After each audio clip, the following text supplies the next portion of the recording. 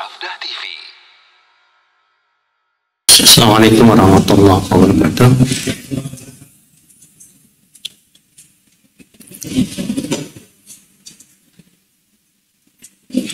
Innal hamdalillah nahmaduhu wa nasta'inuhu wa nastaghfiruh wa na'udzu billahi min shururi anfusina wa min sayyiati a'malina. Man yahdihillahu fala mudilla lahu wa man yudlil fala hadiya lahu.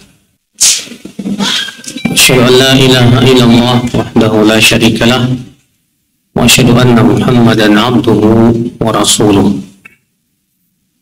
Qala Allah Ta'ala fi kitabihil karim, ya ayyuhalladzina amanu taqullaha haqqa tuqatih wa la tamutunna illa wa antum muslimun, amma ba'd. Kita lanjutkan ibu-ibu sekalian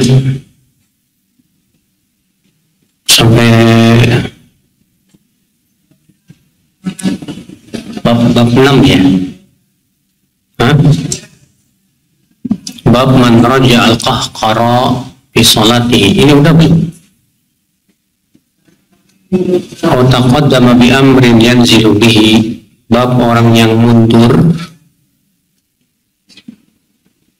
ke belakang dalam salatnya atau maju karena adanya urusan.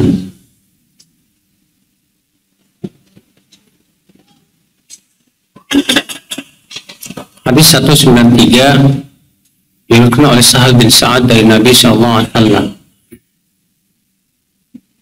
Namun tidak disebutkan di sini hadisnya, kita akan sebutkan. Berkata Imam Bukhari, haddatsana Bishr bin Muhammad qala akhbarana Abdullah qala Yunus qala Zuhri akhbarani Anas bin Malik annal muslimina bainahum fil fajr yawmal itsnaini wa Abu Bakr radhiyallahu anhu yusalli bihim fafaji'ahum an-nabiy sallallahu alaihi wasallam qad kashafa sitra hujrati Aisyah radhiyallahu anha فنظر إليهم وهم صفوف فتبسم يضحك فنكص أبو بكر على عقبيه وظن أن رسول الله صلى الله عليه وسلم يريد أن يخرج إلى الصلاة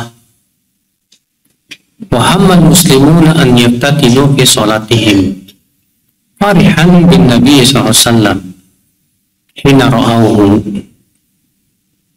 وأشار بيده أن أتموا ثم دخل الحجرة وأرخى الستر وتوفي ذلك اليوم.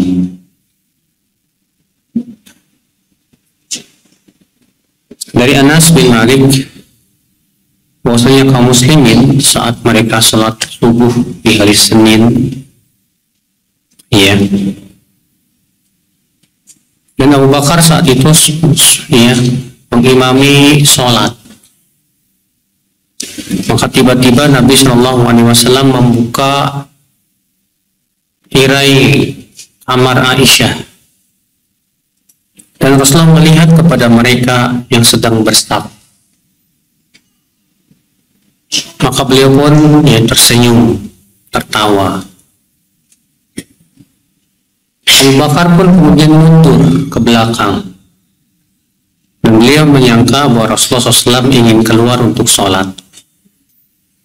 Dan kaum muslimin hampir terfitnah dalam salat mereka karena saking gembiranya melihat Nabi Shallallahu Alaihi Wasallam di saat mereka melihat Rasulullah. Maka Rasul pun berisyarat dengan tangannya, artinya sempurnakanlah salat kalian. Kemudian dia pun masuk ke kamar dan ia menutup tirai, dan di hari itu ya Rasulullah SAW wafat.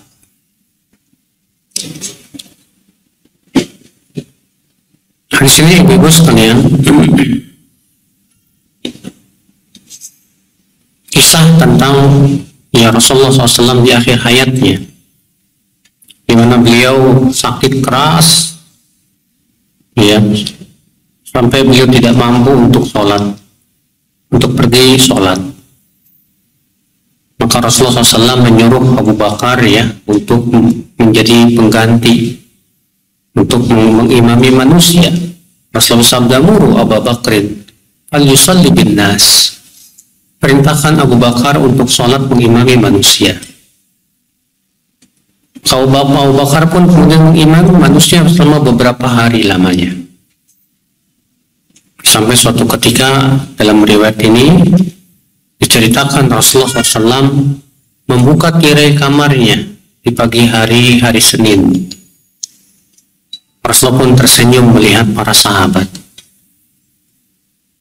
Dan sini Abu Bakar dia mundur karena beliau menyangka Rasulullah SAW mau keluar untuk jadi imam. Ya, tapi kemudian Rasulullah SAW berisyarat supaya tetap dan sempurnakan sholat kalian. Dan di sore harinya Rasul pun meninggal dunia. Di sini ibu-ibu yang diinginkan oleh Bukhari perbuatan Abu Bakar, di mana Abu Bakar mundur. Iya. Sesuai dengan bab orang yang mundur ke belakang saat apa? Sholat, karena ada perkara.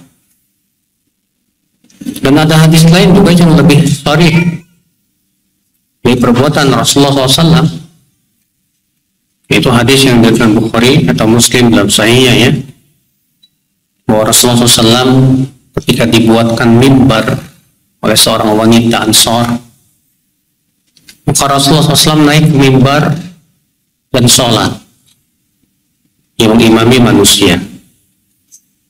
Ketika mau ruku, beliau mundur, turun ya, karena kan mimbar itu ada 3 tingkatan, 3 tangga.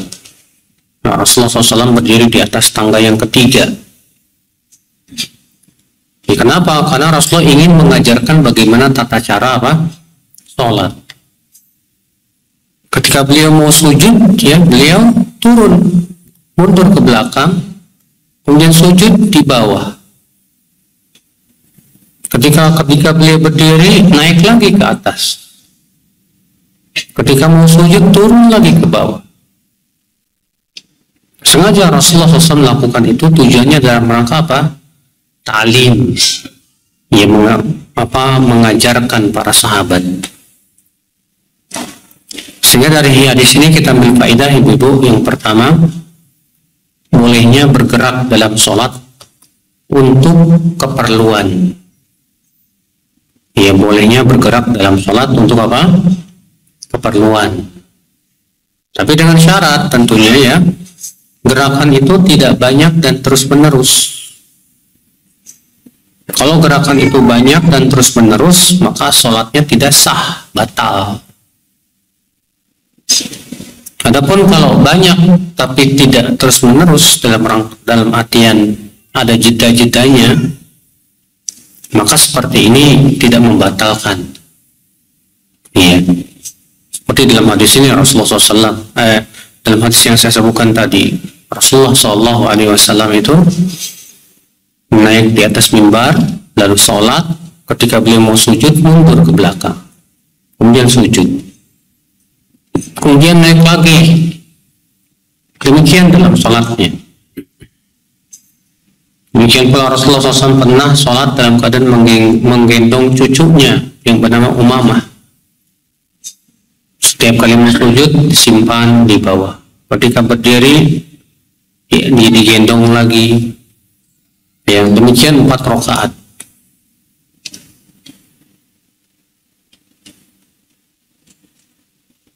Bab idza da'atil ummu waladaha fi shalah. Bab apabila ibu memanggil anaknya yang sedang sholat, apa yang harus dia lakukan?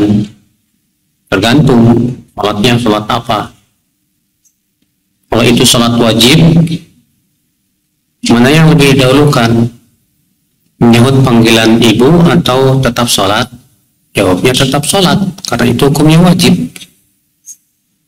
Tapi kalau itu sholat sunnah, kalau dipanggil oleh ibu, maka mana dahulukan? tentu menyahut ibu, karena menyahut ibu hukumnya wajib. Iya. Qala Abu Hurairah radhiyallahu anhu, qala Rasulullah sallallahu alaihi wasallam, nadat imra'atun ibnaha wa huwa fi sawma'ah. Qalat ya Jurayj, qala Allahumma ummi wa salati. Qalat ya Jurayj, qala Allahumma ummi wa salati. Qalat ya Jurayj, qala Allahumma ummi wa salati. Qalat Allahumma la yamutu Jurayj hatta yanzura fi wajhil mayamis. Kanat ta'wi ila sawma'atihi ra'iyah tar'al ghanam. فولدت فقيل لها ممن هذا الولد؟ قالت من جريج نزل من صومعته. قال جريج أين هذه التي تزعم أن ولدها لي؟ قال يا بابوس من أبوك؟ قال راعي الغنم. Oh, ada seorang wanita, seorang ibu memanggil anaknya, dan anaknya itu namanya Jurayj. Sementara Jurayj berada dalam sauma'ahnya. Sauma'ah itu tempat ibadah. Ya. Hai Jurayj. Dan saat itu Jurayj sedang sholat. Lalu ia berkata, ya Allah, mana yang harus aku pilih ini, ibuku atau sholatku? Namun ia tetap sholat. Lalu ibunya manggil lagi, hai Jurayj. Maka Jurayj berkata lagi, ya Allah, ibuku dan sholatku. Tapi ia tetap sholat. Lalu ibunya berkata lagi, hai Jurayj. Si Jurayj berkata, ya Allah, ibuku dan sholatku. Maka ibunya kesal dan berdoa, ya Allah, jangan sampai si Jurayj mati sampai dia melihat wajahnya pelacur. Dan ada seorang wanita, ya, yang suka berteduh di bawah naungan tempat ibadahnya si Jurayj itu. Dan wanita ini suka menggembalakan domba. Dan wanita ini melahirkan. Lalu ditanya, ya, bapaknya siapa ini? Karena wanita ini tidak punya suami. Kata si wanita ini, bapaknya si Jurayj. Iya. Kemudian Jurayj bertanya, siapa ini yang mengaku-ngaku bahwa itu anak saya? Lalu dibawa anak bayi yang masih kecil itu, yang masih merah. Kata Jurayj, hai babus, hai anak, hai bayi, siapa bapakmu? Maka si bayi itu menjawab, bapakku adalah ra'il ghanam, si penggembala domba. Di sini diriwayatkan secara ringkas, ya. Karena dalam ayat yang lain secara panjang disebutkan, ya, bahwa ada seorang pelacur mendatangi Jurayj yang sedang ibadah dan berusaha menggodanya. Ternyata Jurayj tidak terpengaruh sama sekali. Lalu kemudian dia berzina dengan seorang penggembala domba sampai hamil. Kemudian ketika melahirkan, ya, dia mengklaim katanya ini anaknya Jurayj, bahwa dia berzina dengan Jurayj. Sehingga apa yang terjadi, orang-orang pun kemudian marahlah kepada apa? Jurayj, dan menghancurkan tempat ibadahnya. Maka Jurayj, ya, mendatangi si wanita tersebut dan berkata kepada si bayi itu, siapa bapakmu? Maka si bayi yang masih kecil itu tiba-tiba berbicara, ya, dan mengatakan bahwa bapaknya adalah penggembala domba. Di sini ibu kita ambil faidah. Faidah yang pertama, bolehnya menceritakan tentang kisah orang-orang terdahulu. Ya, dan untuk diambil apa? Tentunya pelajarannya ya, tentang kisah orang-orang soleh terdahulu.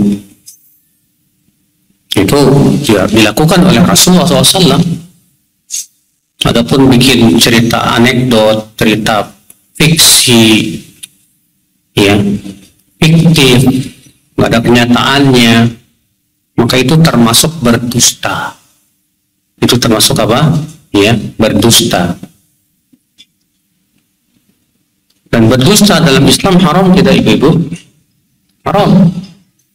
Walaupun misalnya di dalam rangka mengambil faidah, dibikin cerita fiktif, dibikin cerita palsu, ya diada-adakan, kemudian katanya dalam rangka mengambil pelajaran. Kita katakan, maaf, hendaklah mengambil pelajaran dari cerita-cerita yang benar-benar terjadi, bukan dengan cara cerita-cerita fiktif. Karena membuat cerita yang fiktif itu termasuk dusta dalam Islam. Nggak boleh.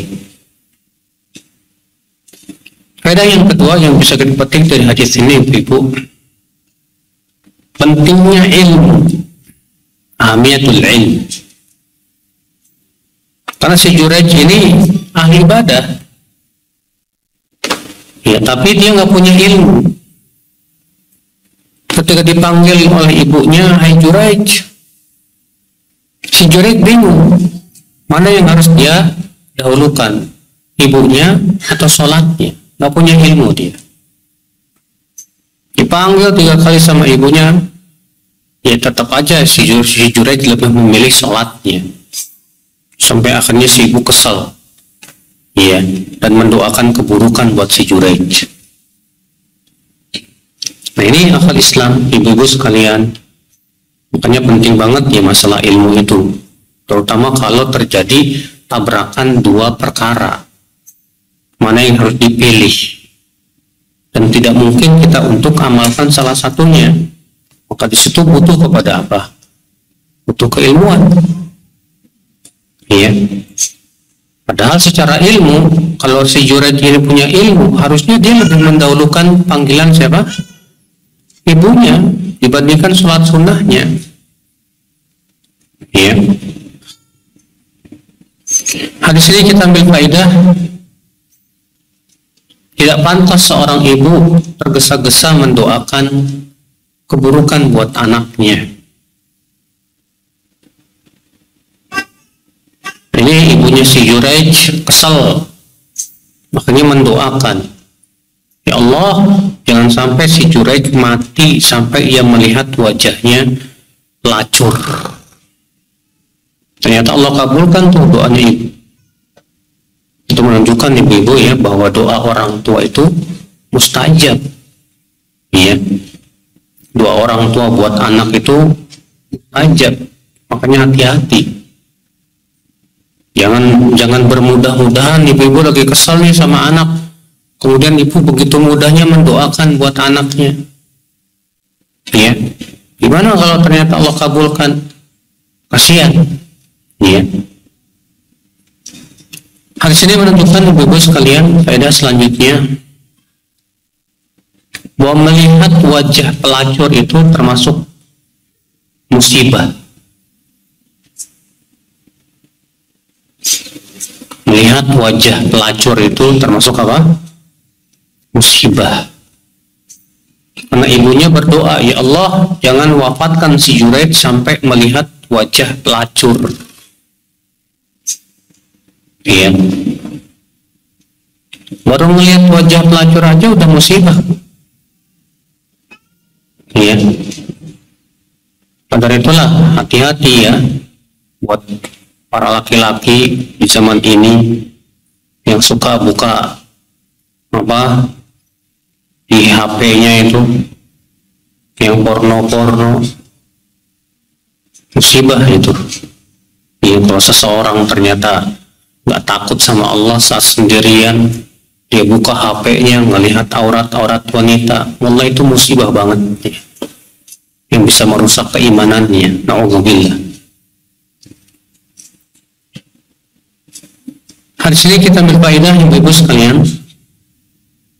Hadis ini menunjukkan isbatu karamatil auliya,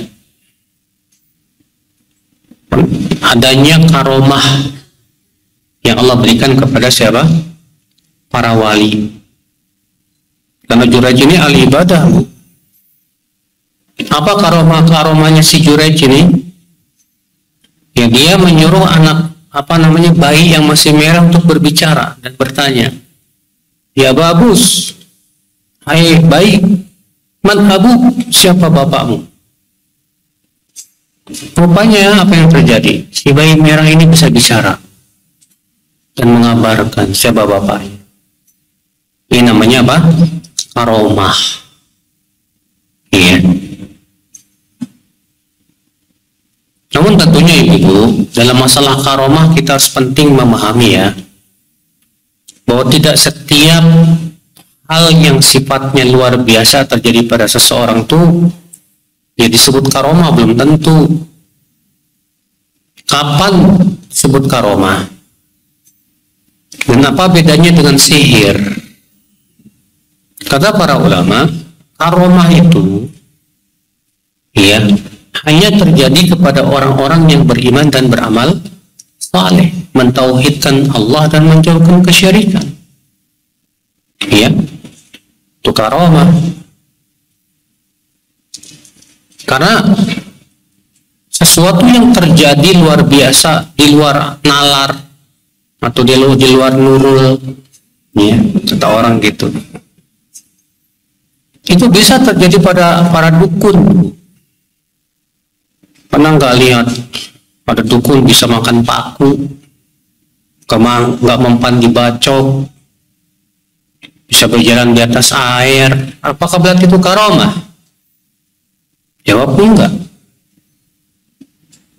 Jadi apa dong yang membedakan antara karomah dengan sihir? Ada 3 perbedaan.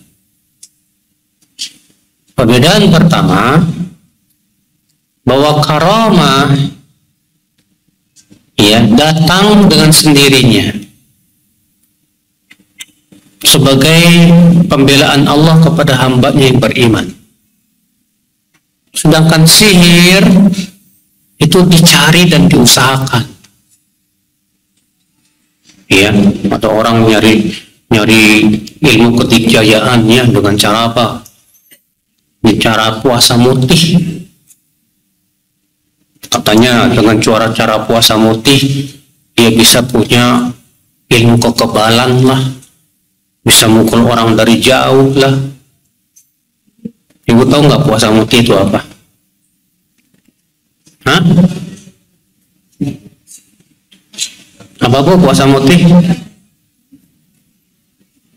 Berarti pernah belajar ya bu ya?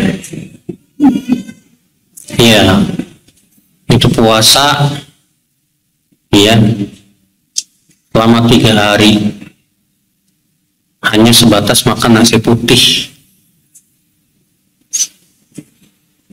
Nah ini ibu-ibu sekalian, nah ini jelas puasa yang tidak pernah disyariatkan oleh Allah dan Rasulnya, dan tujuannya juga biasanya hanya untuk ini mendapatkan apa?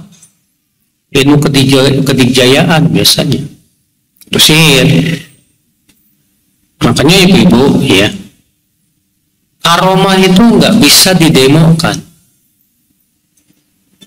Karomah itu ya hanya karena memang murni pemberian dari Allah Subhanahu wa taala, nggak bisa diulang. Makanya kalau ada kiai bisa mendemokan karomahnya, itu dukun itu. Iya, yang berpakaian kiai. Kalau yang karomah nggak mungkin bisa didemokan, karena ia pemberian dari Allah Subhanahu wa taala dan hanya terjadi sekali saja, nggak bisa diulang lagi maksudnya. Perbedaan yang kedua, karomah diberikan oleh Allah kepada orang yang mentauhidkan Allah dan menjauhkan kesyirikan, mengikuti sunnah Rasulullah dan menjauhi kebid'ahan, menjauhi kemaksiatan dan berusaha untuk taat kepada Allah. Itu karomah. Ada seorang ulama yang bernama Laits bin Sa'ad berkata, kalau aku melihat ada orang yang berjalan di atas air, aku tidak akan terima sampai aku lihat ya amalannya sesuai dengan sunnah apa enggak. Kata Imam Syafi'i, semoga Allah merahmati Imam Laits, saya katakan kalau aku melihat ada orang yang terbang di udara, maka aku tidak terima sampai aku lihat amalnya sesuai sunnah apa enggak. Kalau ternyata amalnya berbau syirik, ya banyak berbuat bid'ah, maksiat, maka itu bukan karomah, Bu. Tapi itu apa? Sihir. Walaupun pakai baju kiai, pakai apa? Sorban, pakai gamis, jangan tertipu oleh pakaian. Perbedaan yang ketiga, karomah tidak bisa dibatalkan oleh apapun. Sedangkan sihir itu bisa dibatalkan dengan zikir. Sihir bisa dibatalkan dengan apa? Zikir kepada Allah Subhanahu wa Ta'ala. Iya. Nah ini Ibu sekalian, ini 3 perbedaan antara karomah dan apa? Sihir. Jadi ingat, tidak setiap sesuatu yang luar biasa yang terjadi pada seseorang itu dianggap apa? Karomah. Ya. Kemudian Ibu, karomah itu Bu, yang harus kita pahami, karomah itu hakikatnya ujian. Karomah itu hakikatnya apa? Ujian. Ketika seseorang dikasih sama Allah karomah, itu hakikatnya ujian untuk melihat apakah dia bersyukur sama Allah apa enggak, atau malah terfitnah sama karomah. Ada sebagian orang tuh merasa terfitnah, wah saya dapat karomah, jangan-jangan saya udah jadi wali nih, wali songo. Iya, hati-hati. Iya. Makanya kata para ulama, bukan syarat seorang wali Allah harus dapat karomah. Justru kata Syekhul Islam Taimiyah, karomah yang paling agung, karomah yang paling besar, itu seseorang diberikan oleh Allah istiqomah sampai akhir hayatnya. Iya, karomah yang paling besar, karomah yang paling agung, dikasih kita ini istiqomah, Ibu, di atas tauhid, di atas sunnah sampai akhir hayat kita, sampai kita meninggal dunia di atas sunnah, di atas tauhid. Wah, itu karomah yang paling besar. Masya Allah. Iya.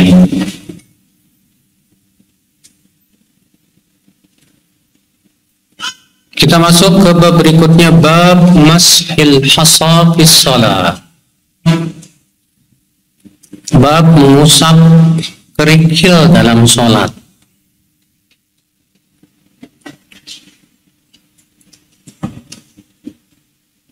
Ini bab mengusap kerikil dalam sholat. Artinya Ibu, terkadang kalau kita lagi sujud tuh ya, suka ada kerikil di jidat kita nempel. Ya. Pertama kalau kita sholatnya di atas tanah, ya, di atas pasir. Artinya boleh nggak tuh diusap tuh kerikil yang ada di mana? Yang menempel di jidat kita itu.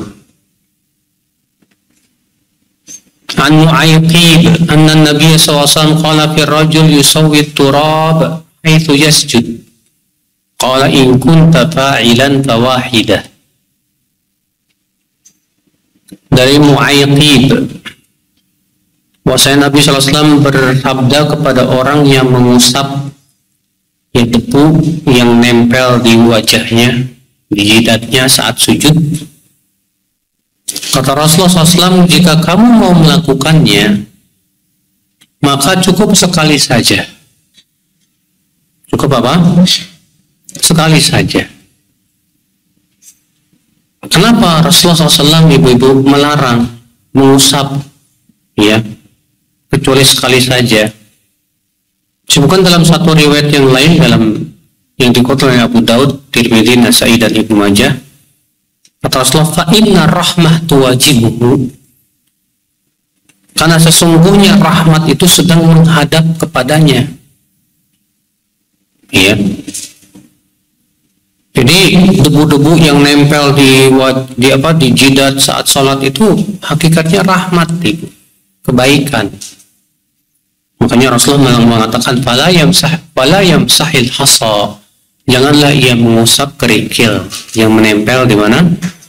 Ya di jidatnya, kecuali kalau ganggu banget ya, sakit gitu. Kalau sujud kayak kerasa aduh gak enak, maka pada waktu itu nggak masalah. Iya. Nah ini ibu-ibu sekalian.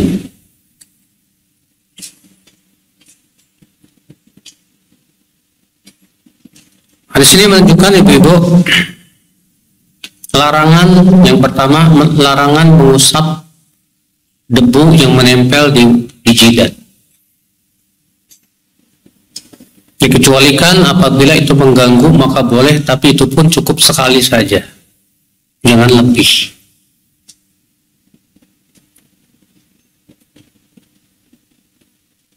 Jadi kita ambil faedah yang kedua, ibu-ibu, makruhnya larangan ini dibawa kepada makruh, bukan kepada haram. Berkata Iyad, Al-Qadhi Iyad, kariha salaf mashal jabhah fi shalah qabla al-insiraf. Salaf terdahulu mereka tidak menyukai mengusap jidat dalam sholat, ya sebelum selesai sholat. Kalau udah selesai baru kemudian mereka apa? Usap, nggak masalah. Iya. Abu Darda radhiyallahu anhu, seorang sahabat, berkata, ma uhibbu anna li humrun na'am wa anni masahtu makana jabini minal hasa. Aku tidak suka untuk mendapatkan unta merah, ya, jika aku mengusap jidatku ya, dari debu yang menempel.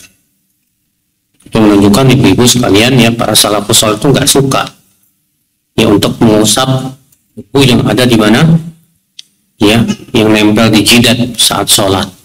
Ya, kalau sholatnya di atas pasir ya, tapi kalau sholatnya di atas sajadah mah ya enak, atau di atas ini ya permadani kayak gini nih, masya Allah. Ya.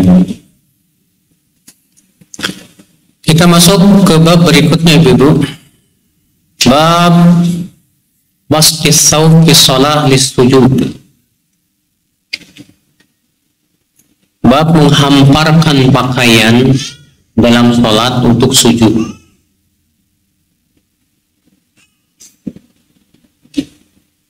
Maksudnya ibu, boleh apa tidak seperti itu?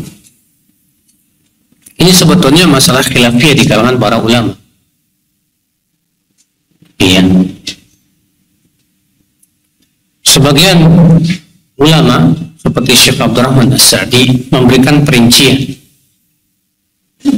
Kalau baju kita itu kain yang kita hamparkan itu tidak ada hubungannya dengan pakaian kita yang kita pakai, maka itu boleh. Seperti sajadah ya dan sebagainya. Tapi kalau ternyata itu adalah bagian daripada baju kita, ya, maka pendapat yang kuat wallahu a'lam itu makruh. Sebagian ulama mengatakan boleh. Makruh boleh kalau makruh itu ya, artinya kalau ternyata itu sangat dibutuhkan maka boleh. Karena kaidah usul fikih mengatakan sesuatu yang makruh boleh dilakukan saat kapan? Saat dibutuhkan. Kalau nggak butuh maka tidak boleh. Di sini beliau tidak menyebutkan hadisnya, kita akan bawakan hadisnya. Berkata Imam Bukhari, haddatsana Musaddad qala haddatsana Bishr qala haddatsana Ghalib al-Qattan an Bakar bin Abdullah an Anas bin Malik radhiyallahu anhu qala kunna nusalli ma'an Nabi SAW fi syiddatil har. Idza lam yastati' ahaduna an yumakkin wajhahu min al-ard, basata thawbahu fasajada alaih. Kami pernah sholat bersama Nabi SAW di hari yang sangat panas sekali. Apabila salah seorang dari kami tidak mampu untuk sujud, ya, di atas bumi karena panas, saking panasnya, maka ia pun menghamparkan pakaiannya lalu ia sujud di atasnya.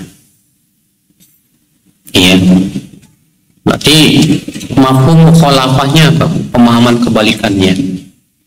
Kalau muminya nggak panas, maka mereka tidak akan menghamparkan bajunya untuk sujud di atasnya. Iya. Tapi karena itu bajunya buminya panas, mau sujud nggak kuat, ini akhirnya mereka hamparkan baju yang mereka pakai, kemudian sujud di atasnya. Iya. Di sini menunjukkan ibu-ibu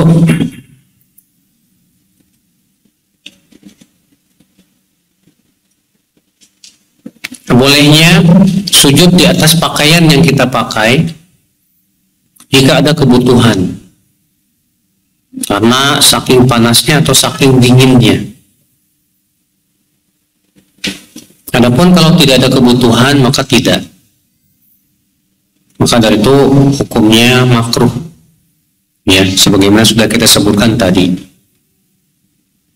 Berbeda kalau kainnya itu bukan dari pakaian kita. Ya, seperti misalnya sajadah, ya. Dan kebiasaan Rasulullah SAW itu dulu dia punya khumrah. Khumrah itu secari kain yang dia gunakan untuk sujud, yang di atasnya. Iya. Bab selanjutnya, bab ma yajuzu minal amal fi shalah. Bab amalan yang boleh dilakukan dalam sholat.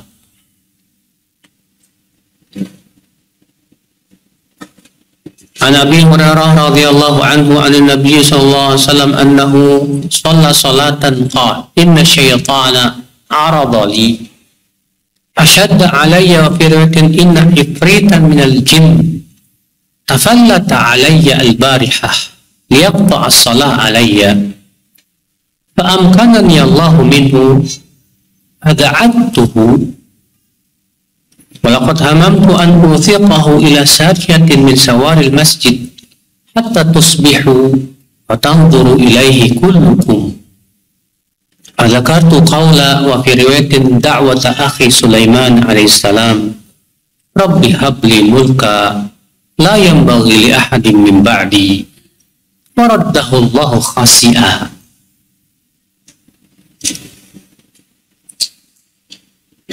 Dari Abu Hurairah, semoga Allah meridainya,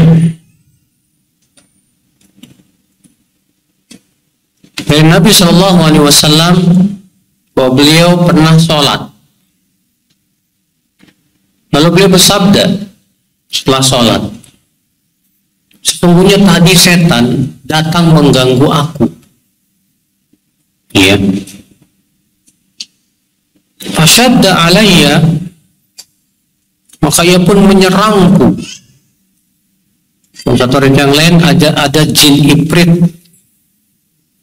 Ifrit itu ya artinya sangat jahat. Ifrit itu artinya apa? Jin yang sangat jahat. Tafallata alayya al-barihah, menyerang aku tadi malam. Liyaqta'a salati, ya, liyaqta'a, agar memutuskan sholat yang aku lakukan. Fa'amkanani Allahu minhu, maka Allah pun berikan kepadaku ya kemampuan. Fada'attu, maka aku pun mencekiknya. Ya, Rasulullah mencekik ya setan itu. Walaqad hamamtu an uthiqahu ila sariyatin min sawaril masjid, dan aku ingin sekali tadinya mengikat setan jin ini di salah satu tiang masjid supaya kalian di waktu pagi bisa melihat kepada setan ini. Tapi aku ingat doanya saudaraku Nabi Sulaiman yang mengatakan, Rabbi habli mulka la yanbaghi li ahadin min ba'di. Ya Allah, berikan kepadaku kerajaan yang tidak layak dimiliki oleh seorang pun setelahku. Faradahullahu khasi'a, maka Allah pun kemudian menolaknya, ya, dalam keadaan dia terhina. Hadis ini Ibu kita ambil faedah Ibu sekalian, bahwa syaitan berusaha sekuat tenaga untuk mengganggu sholat seorang hamba. Bahkan Rasulullah mengabarkan bahwa ada satu setan namanya khinzib. Si khinzib ini memang kerjaannya apa? Mengganggu orang sholat. Caranya gimana? Dengan cara mengingatkan kepada orang sholat apa yang sebelumnya nggak ingat gitu. Kadang kita lagi sholat, Bu, diingetin sama setan. Yang tadinya nggak ingat, diingetin kunci yang hilang lah, diingetin ini, diingetin itu. Apa yang terjadi? Akhirnya kita lupa. Saya udah sholat 2 apa 3? 2 apa 3? Iya. Masya Allah, ibu-ibu sekalian. Makanya ibu-ibu, tidak mungkin setan itu istirahat dari menggoda manusia, itu nggak mungkin. Akan terus sekuat tenaga setan. Supaya apa? Supaya kita masuk neraka. Makanya setiap kita harus berusaha sekuat tenaga berjihad melawan setan ini. Ya, para setan-setan yang selalu memberikan bisikan-bisikan itu. Jadi kita ambil faedah yang kedua ibu-ibu, bahwa setan mampu untuk menyerang manusia dan menyakiti manusia. Ya, setan mampu untuk menyerang manusia dan menyakiti manusia, mampu dia. Ya, makanya kita dianjurkan, Bu, ya, di waktu pagi dan petang mengucapkan doa-doa yang memperlindungkan diri kita dari godaan setan. Ya, ketika mau tidur kita dianjurkan baca apa? Ayat kursi, baca kul huwallahu ahad 3 kali, kul a'udzu birabbil falaq 3 kali, kul a'udzu birabbin nas 3 kali. Baca juga sama ibu, ya, 2 ayat terakhir surat Al-Baqarah. Di waktu pagi jangan lupa tuh ibu baca ayat kursi, muawwidzat juga, kul al-ikhlas, al-falaq, an-nas masing-masing 3 kali. Baca juga bismillahilladzi la yadhur ma'asmi syai' fil ardi wala fis sama' wa huwas sami'ul alim. Baca di sore hari juga a'udzu bikalimatillahi tammati min syarri ma khalaq. Setan berusaha untuk mencelakakan kita, menyerang manusia bisa. Tapi insya Allah dengan zikir-zikir itu kita akan terlindung. Iya. Makanya jangan pernah kita merasa hebat loh. Sebagian orang tuh ada yang merasa hebat, wah, malah nantang setannya mah. Ya, ini setan, saya pukul kamu. Dia nggak tahu setan itu lebih kuat dari manusia loh. Iya, setan itu lebih kuat dari manusia. Makanya kewajiban kita berlindung kepada pencipta setan. Siapa itu? Allah Subhanahu wa ta'ala. Hanya Allah yang mampu melindungi kita. Iya. Hari ini kita ambil faedah ibu-ibu. Mukjizat Rasulullah sallallahu alaihi wasallam, di mana Rasulullah, ya, mencekik itu setan yang hendak menyerang Rasulullah SAW. Dalam satu ayat yang lain, setan itu menyerang Rasulullah dengan apa? Dengan api. Ya, dia datang membawa api untuk menyerang Rasulullah Sallallahu Alaihi Wasallam. Tapi ternyata Rasulullah berhasil mencekik si setan itu. Sampai dalam hadis kata Rasulullah, sampai aku merasakan dinginnya ludah dia di tanganku. Iya. Ibu sekalian, ini mukjizat Rasulullah Sallallahu Alaihi Wasallam. Hari ini kita ambil faedah, Ibu sekalian, bolehnya bergerak dalam sholat karena dibutuhkan. Kenapa? Karena Rasulullah sedang sholat dan Rasulullah mencekik. Yang namanya mencekik pasti bergerak, tak? Dia bergerak, dicekiknya itu setan, itu jin oleh Rasulullah SAW. Makanya ketika sholat nggak apa-apa kita bergerak, tapi syaratnya tadi nggak boleh gerakan yang banyak secara terus menerus. Makanya disebutkan dalam hadis yang kita disuruh membunuh ular saat sedang sholat. Jadi kalau kita sedang sholat terus ada ular, bunuh, pukul.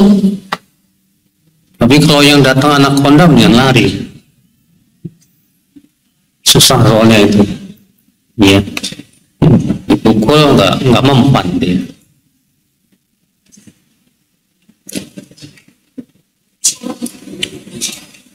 Bab selanjutnya, bab idzan falatatid dabbatu fis shalah.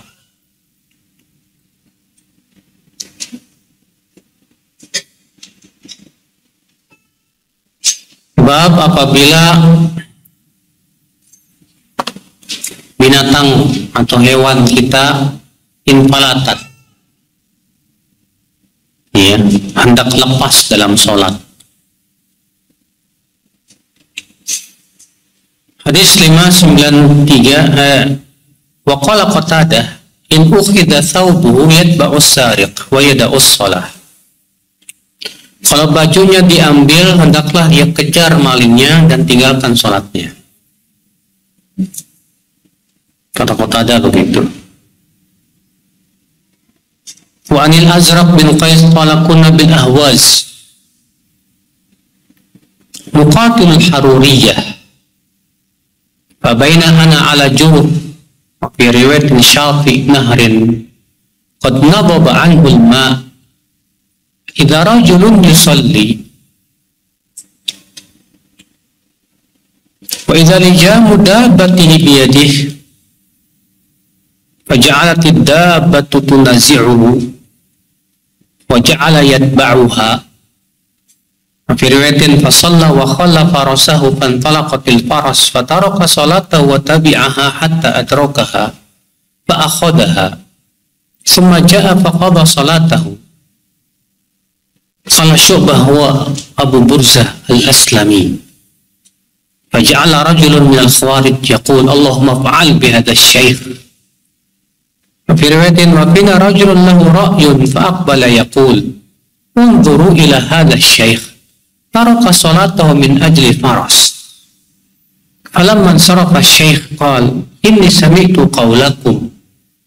Fi riwayatin ma 'annafani ahadun mundu faraqtu Rasulullah sallallahu alaihi wasallam wa inni ghazawtu ma'a Rasulullah sallallahu alaihi wasallam sitta ghazawatin aw sab'a ghazawatin aw thaman wa syahidtu min taysirihi wa inni in kuntu an uraji' ma'a dabati ahabbu ilayya min an ad'aha tarji'u ila ma'lafiha fayashukku alayya.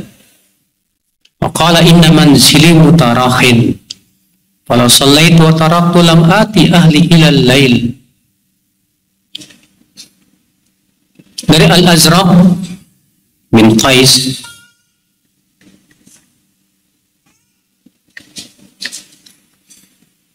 ia berkata, kami pernah berada di sebuah tempat namanya Ahwaz. Dan waktu itu kami sedang memerangi kaum Haruriyah. Haruriyah itu maksudnya Khawarij. Disebut Haruriyah karena mereka berkumpul di sebuah tempat namanya Harura. Ya, itu kejadiannya ketika terjadi perang antara pasukan Ali dan pasukan apa? Muawiyah. Ketika perang, banyak yang terbunuh lah dari kedua pasukan itu. Akhirnya Ali dan Muawiyah berpikir ini kalau terus-menerus perang bakalan banyak yang mati kaum muslimin ini. Akhirnya kesepakatanlah Ali dan Muawiyah ingin berdamai. Maka Ali mengirim Abu Musa al-Ash'ari dan Muawiyah mengirimkan siapa? Amr bin al-As dalam rangka berdamai. Rupanya orang-orang Khawarij memang dasar ya pemahamannya dangkal. Apa kata mereka? Ali menyerahkan hukum kepada manusia. Muawiyah ini menyerahkan hukum kepada manusia. Wah, ini gak benar ini. Hukum kan milik Allah, kata mereka. Berarti Ali tidak berhukum dengan hukum Allah. Muawiyah tidak berhukum dengan hukum Allah. Sedangkan Allah berfirman, "Wa man lam yahkum bima anzalallah fa ulaika humul kafirun." Siapa yang tidak berhukum dan hukum Allah, maka dia kafir. Makanya mereka mengatakan Ali kafir, Muawiyah kafir. Maka berkumpullah ibu-ibu orang-orang yang sependapat ini di sebuah tempat namanya Harura. Ya. Jumlahnya ada yang mengatakan 12.000 orang. Ada yang mengatakan 6.000 orang. Ya. Yang mereka ini Masya Allah seperti yang Rasulullah kabarkan persis dalam hadis-hadis yang sahih. Di mana Rasul sabda, "Satamruku mariqatun ala hini furqatin minal muslimin." Akan muncul sebuah kelompok saat kaum muslimin sedang berperang. Rasul sudah ngabarin itu. Ya. Ternyata ibu kelompok Haruriyah ini, Khawarij ini ibadahnya luar biasa. Ya. Artinya oleh Ali bin Abi Thalib dibiarkan. Tapi ketika mereka sudah mulai itu berbuat keonaran di muka bumi ya, membunuh ya Abdullah bin Khabbab, demikian pula budaknya pun dibunuh. Maka Ali bin Abi Thalib pun kemudian bermusyawarah dengan para sahabat. Ini kok pada khusyuk semua ini. Mas, bangun mas. Baru jam 10 pagi. Pak, bangunin Pak. Suruh wudhu gitu. Pak, wudhu aja Bu. Nggak enak gitu di majelis ta'lim. Kita lanjutkan ibu-ibu. Iya. Tadinya Ali bin Abi Thalib tidak memerangi mereka, tapi ketika mereka sudah mulai berbuat keonaran, membunuh, maka Ali bin Abi Thalib pun mengumpulkan dia para sahabat untuk bermusyawarah. Maka sepakatlah para sahabat bahwa mereka inilah yang dimaksud oleh Rasulullah dalam hadis-hadisnya, yaitu mereka kaum Khawarij, di mana siapa yang memeranginya dia akan dapat pahala yang besar sampai hari kiamat. Maka Ali dan para sahabat pun bersiap-siaplah untuk memerangi kaum Khawarij. Namun Ibnu Abbas minta izin untuk menasihati dulu. Pergilah Ibnu Abbas ke Harura, dan ternyata kata Ibnu Abbas, jidat mereka itu hitam saking kuatnya ibadah mereka. Tangannya kapalan, badannya kurus, wajahnya ya pucat, karena mereka setiap hari berpuasa, setiap malam nggak tidur hanya untuk sholat saja. Seperti yang Rasulullah kabarkan dalam hadisnya, Bu. Tahqiruna salatakum bi salatihim wa siyamakum bi siyamihim wa qira'atakum bi qira'atihim. Kalian akan menganggap remeh salat kalian dibandingkan dengan salat mereka. Puasa kalian remeh dibandingkan dengan puasa mereka. Iya. Dan baca Quran kalian remeh dibandingkan baca Qurannya mereka. Tapi apa kata Rasulullah, yang merukuna minad-din, mereka melesat keluar dari agama. Iya. Kenapa? Karena keyakinan mereka yang menyesatkan. Ternyata ibadah-ibadah mereka yang luar biasa itu sama Rasulullah dianggap nggak ada manfaatnya. Akibat daripada keyakinan mereka. Apa keyakinan orang Khawarij itu, Bu? Mengkafirkan pelaku dosa. Mengkafirkan Ali, mengkafirkan Muawiyah, semua pendukung Ali dikafirkan sama dia, semua pendukung Muawiyah dikafirkan sama dia. Ya, setelah dinasihati oleh Ibnu Abbas, setengahnya rujuk, alhamdulillah. Setengahnya lagi tetap gak mau. Maka kemudian diperangi oleh Ali bin Abi Thalib. Nah, kita lanjutkan lagi. Kata Al-Azraq bin Qais, kami pernah berada di Ahwaz. Waktu itu kami memerangi kaum Haruriyah. Haruriyah maksudnya kaum Khawarij. Fabaina ana ala juruf firat syati'in nahar. Ketika kami berada di juruf nahar, yaitu di pinggir sungai, ya,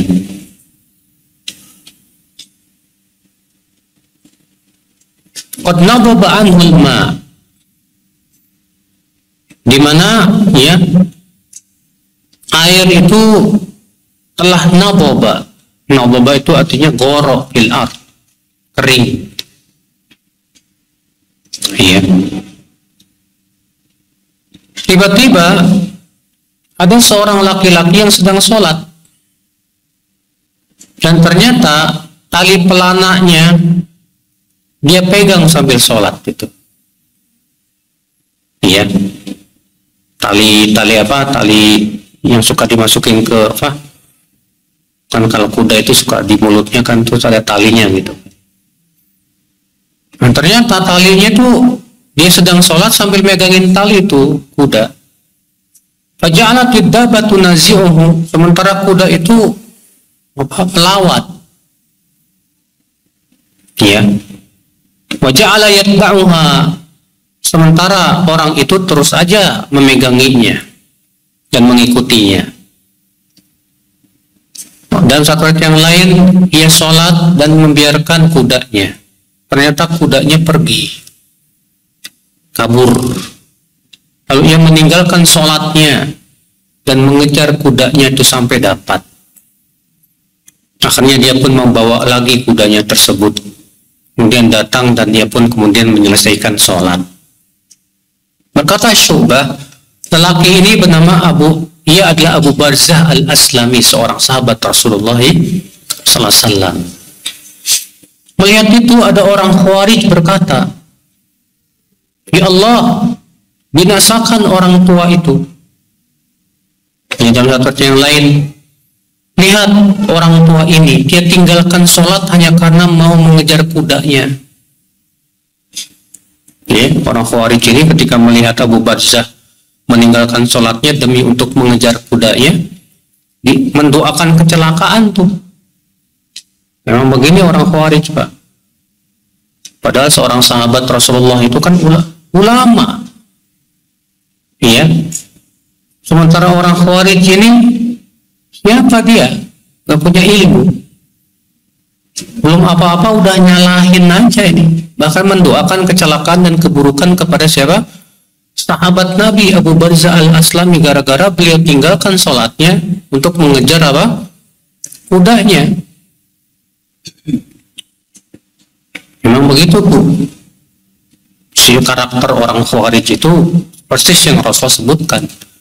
Hudatsaul asnan sufahaul ahlam. Iya. Umurnya muda, pemahamannya dangkal.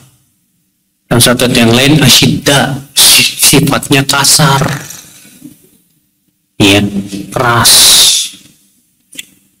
ya. Yang harusnya kan dia kan nanya dulu kepada Abu Barzah, kenapa engkau lakukan itu?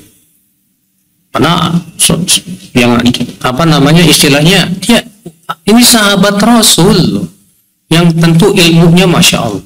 Harusnya kan kita nanya dulu, tabayun dulu, jangan langsung nyalahin gitu.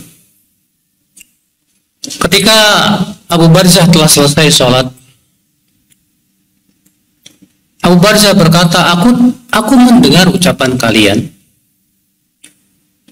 Dalam satu ayat yang lain, tidak pernah seorang pun mencelaku semenjak aku meninggalkan, semenjak Rasulullah SAW wafat.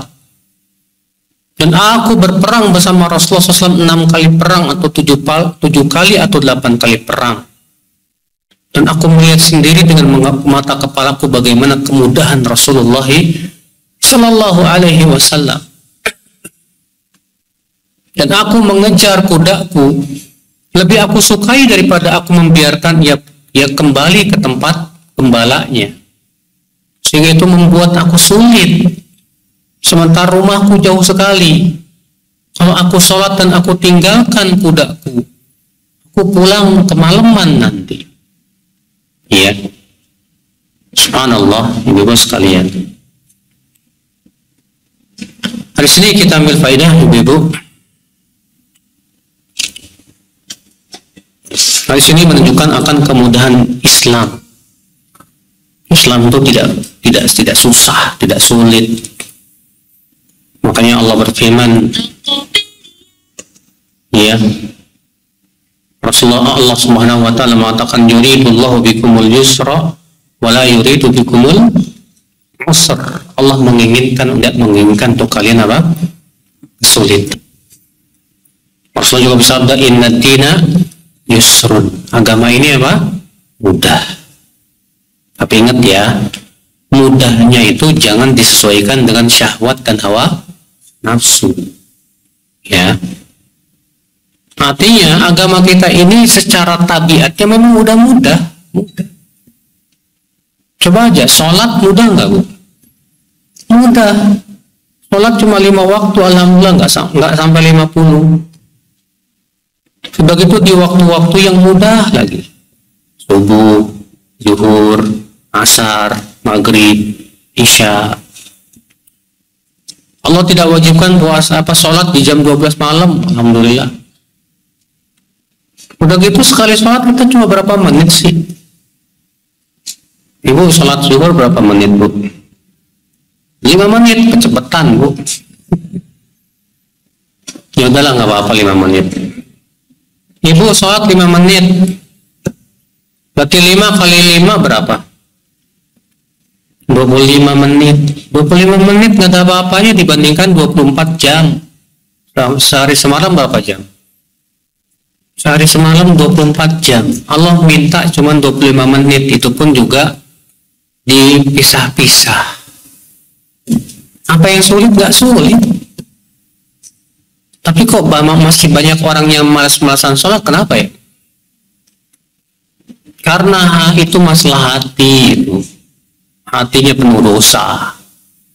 Orang kalau hatinya penuh dosa, ya, tidak ada yang paling berat buat dia dari menaati Allah Subhanahu wa taala.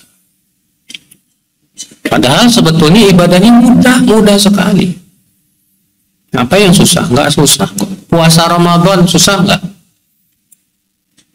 Enggak susah kok. Cuman berpuasa sebulan penuh, itu juga dimulai dari terbit fajar sampai terbenam matahari. Iya, Allah tidak minta 2 bulan, 3 bulan, enggak, cuma sebulan aja. Itu pun kalau kita pikirkan ya secara baik-baik dengan akal yang sehat, manfaatnya luar biasa untuk kehidupan kita.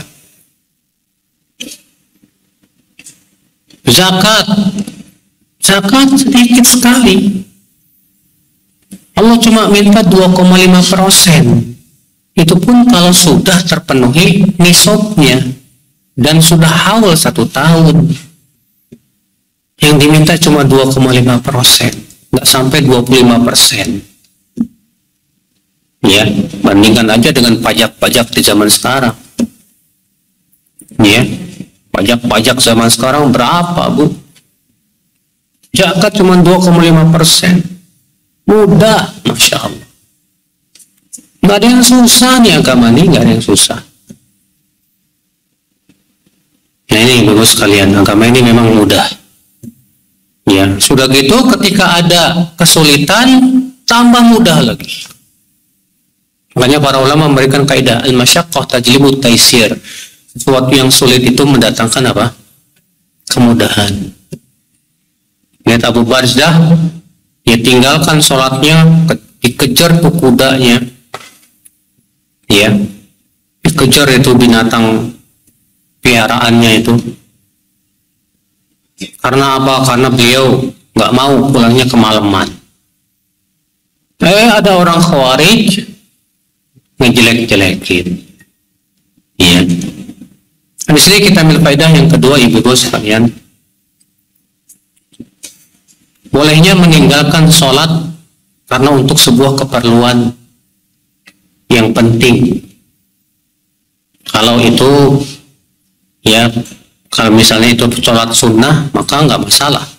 Kalau itu sholat wajib, kalau memang ada maslahat yang lebih besar atau masyakoh yang luar biasa, nggak apa-apa. Selama tidak keluar dari waktunya yang ditetapkan. Iya. Hari ini kita ambil faedah ibu-ibu sekalian. Yang ketiga, yaitu kewajiban sebagai penuntut ilmu berhusnudzon kepada seorang alim ulama dan jangan mudah menyalahkan. Jangan mudah menyalahkan. Karena sifat Khawarij, ya, mereka itu sangat mudah menyalahkan para ulama sahabat Rasulullah SAW. Bayangkan orang Khawarij di zaman sahabat itu mengkafirkan Ali, mengkafirkan Muawiyah. Bahkan semua sahabat yang mendukung Ali dikafirkan sama dia. Padahal para sahabat sudah dipuji oleh Allah dalam Al-Quran, dipuji oleh Rasulullah SAW dalam hadis-hadis yang sahih. Ya. Bahkan generasi yang paling berilmu adalah, ya, siapa? Para sahabat Rasulullah SAW. Tapi inilah orang Khawarij. Orang Khawarij itu seperti itu. Syekh Ali Hasan ketika menyebutkan tentang karakteristik kaum Khawarij, di antaranya apa, Bu? Mudah untuk menjelek-jelekan ulama yang tidak sesuai dengan pendapatnya. Iya. Adapun Ahlussunnah tidak mudah, Bu. Menyalahkan seorang ulama itu tidak mudah. Mungkin ulama ini punya hujah, punya dalil yang belum kita ketahui. Kewajiban kita untuk, ya, cross check dulu, tanya dulu apa hujahnya, apa dalilnya, penting itu. Ini belum apa-apa udah nyalahin. Iya. Ini ibu sekalian. Sekira cukup dulu sampai sini. Demikian, subhanakallah bihamdika asyhadu an la ilaha illa anta astaghfiruka wa atubu ilaik. Assalamualaikum warahmatullahi wabarakatuh.